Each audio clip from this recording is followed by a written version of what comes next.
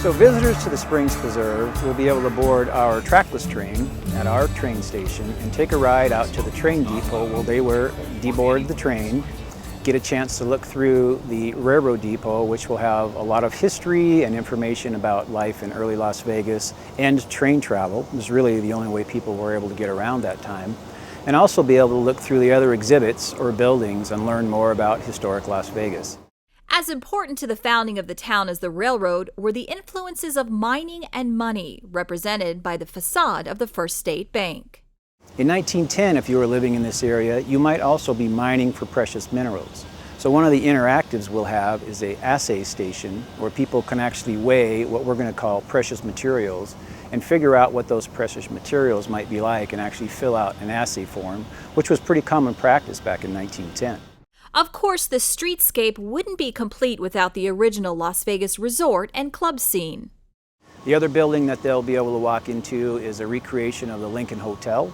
So they'll be able to check in. We'll have a station for them to sign a guest registry and some interactive things to keep them engaged as they move throughout the properties. We're also doing a recreation of the Arizona Club.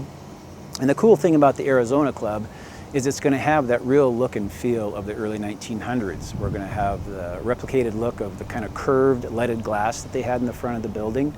So we've paid a lot of attention to details on these buildings to really give them an accurate historic look and feel.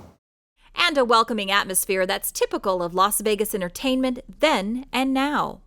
It'll actually have room for 40 or 50 people. There'll be a bar in there, it'll have some bar stools on it. And there'll be places in there where you can actually roll in and set up ice chests underneath the bar. So if somebody wanted to rent it out for a party or a wedding or a reception or something, they can step back to 1910 and have their reception or their social event. In a setting that will attract crowds with its vintage and innovative appeal.